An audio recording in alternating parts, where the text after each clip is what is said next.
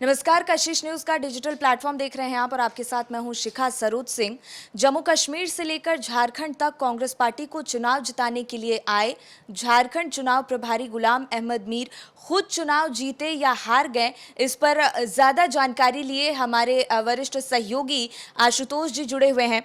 आशुतोष जी, जिस तरीके से जम्मू कश्मीर और हरियाणा का चुनाव परिणाम सामने आया है, ऐसे में जो झारखंड कांग्रेस की नज़र थी वो भी लगातार इस परिणाम पर बनी हुई थी। चूंकि जो वहाँ के चुनाव प्रभारी हैं वो भी चुनाव लड़ रहे थे, उन्हें जीत मिली है या हार मिली है?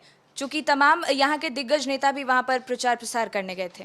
बिल्कुल, हरियाणा और जम्मू कश्मीर के राज्यों के परिणाम आए सामने आए हैं। एक जगह इंडिया अलायंस की सरकार बनती हुई नज़र आ रही जम्मू कश्मीर में, जबकि हरियाणा में अभी तक जो स्थिति है बीजेपी सरकार यानी हैट्रिक बनाने जा रही है।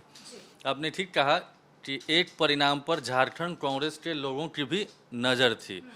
डूरू विधानसभा सीट पर जो झारखंड के जो चुनाव प्रभारी हैं कांग्रेस के गुलाम अहमद मीर, वो खुद चुनाव लड़े थे और उसमें झारखंड कांग्रेस के तमाम दिग्गज नेता हैं वो प्रचार प्रसार के लिए गए थे, तो इसीलिए खास तौर पर नज़र थी। और दूसरे दलों की भी नज़र थी, यानी बीजेपी कहें या फिर एनडीए कहें, उसकी भी नज़र थी कि जो जम्मू कश्मीर से झारखंड में कांग्रेस को जिताने आए हैं, क्या वो खुद जीते या हार गए। तो इस पर मुझे लगता है कि झारखंड के लोग जानना चाहते हैं कि क्या परिणाम सामने आया है। तो बिल्कुल कांग्रेस के लिए अच्छी बात है, चुनाव जीत गए हैं और अच्छा खासा मार्जिन से चुनाव जीते हैं, यानी 29,000 से ज़्यादा वोटों से चुनाव जीते हैं गुलाम अहमद मीर।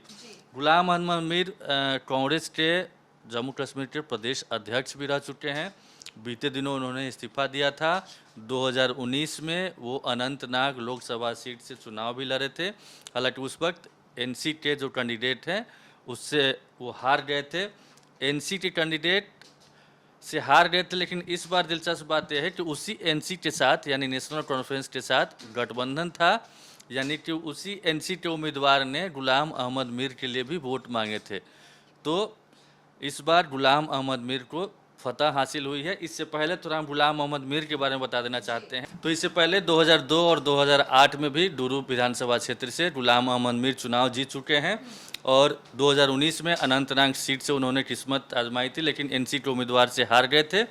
2024 में एक बार फिर से डूरू विधानसभा सीट से वो चुनाव जीते हैं। 2015 से 2022 तक वो जम्मू कश्मीर के प्रदेश अध्यक्ष भी रह चुके हैं कांग्रेस के।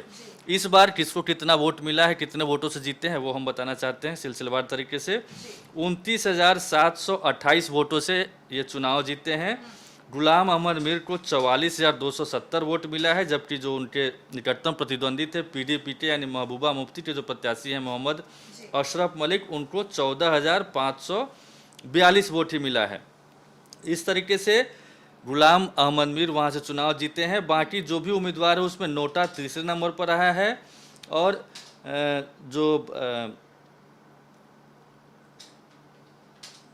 कौन था ये, गुलाम नबी आज़ाद, हाँ, नोटा तीसरे नंबर पर रहा है। इसके अलावा और बाकी चीज़ों की बात करें तो गुलाम अहमद मीर अब चूँकि परिणाम उनके अनुकूल आया है, वहाँ से जीत गए हैं, तो इस जीत से उत्साहित भी होगी झारखंड कांग्रेस भी। और जब गुलाम अहमद मीर वापस लौटेंगे वहाँ पर तो एक नए तरीके से ऊर्जा का संचार होगा झारखंड में। हालांकि कांग्रेस के लिए ये भी बताना होगा कि हरियाणा में क्यों हारी, चूँकि तमाम एग्जिट पोल जो थे वो हरियाणा में कांग्रेस के अनुकूल था, लेकिन जो आज परिणाम सामने आया है वो सबके लिए अप्रत्याशित था। मुझे लग रहा है कि बीजेपी को भी शायद एग्जिट पोल के बाद ये उम्मीद नहीं रही होगी कि तीसरी बार और इतनी मेजोरिटी के साथ, यानी जादुई 46 जो सीट चाहिए, जादुई आंकड़ा जो चाहिए बहुमत के लिए, उससे भी ज़्यादा सीट अभी तक फिलहाल जो जब तक हम लोग खबर कर रहे हैं उतनी सीट वहाँ पर बीजेपी लाने जा रही है। तो ये गुलाम अहमद मीर के बारे में इन्फॉर्मेशन था। हलफनामा में एक भी उनके पर कोई आपराधिक मुकदमा नहीं है, बड़े कद के नेता हैं और उन्होंने ये साबित भी कर दिया चुनाव जीतने के बाद कि वाकई में उन पर जो भरोसा जताया गया है सोनिया गांधी और राहुल गांधी की तरफ से और मल्लिकार्जुन खड़गे की तरफ से, वो उस भरोसे पर खरा उतरे हैं।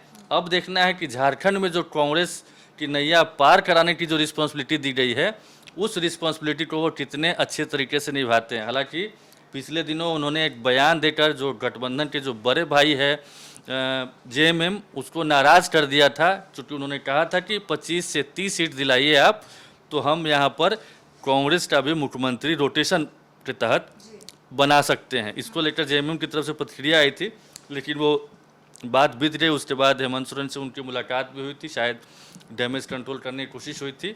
फिलहाल 16 और प्लस 2 विधायक हैं कांग्रेस के झारखंड में, तो टारगेट जो है जाहिर तौर पर इससे बड़ा होगा, इससे ज़्यादा सीटें दिलाने की होगी। लेकिन ये भी देखने वाली बात होगी कि झारखंड का गठन जब से हुआ है तब से लेकर ये मैक्सिमम सीट है जो पिछली बार 2019 में कांग्रेस जीती है। तो क्या इस रिकॉर्ड को भी कांग्रेस तोड़ती है या फिर पीछे जाती है, ये परिणाम बताएगा। लेकिन हाँ, इस जीत से गुलाम अहमद मीर सहित झारखंड कांग्रेस के तमाम नेता जो प्रचार प्रसार के लिए भी गए होंगे, जरूर उत्साहित होंगे। बिल्कुल आशुतोष जी, बहुत बहुत धन्यवाद आपका। और गुलाम अहमद मीर को जीत मिली या हार चुनावी दौर में, ये इन्फॉर्मेशन आपके लिए थी कि उन्होंने चुनाव में फतेह हासिल की है। और अगर आपने चैनल को सब्सक्राइब नहीं किया है तो ज़रूर सब्सक्राइब करें, जिससे ऐसी दिलचस्प जानकारी जो है वो आप तक कशिश न्यूज़ के डिजिटल प्लेटफॉर्म के माध्यम से पहुंचती रहे। अभी के लिए फ़िलहाल इतना ही, दीजिए इजाज़त, नमस्कार।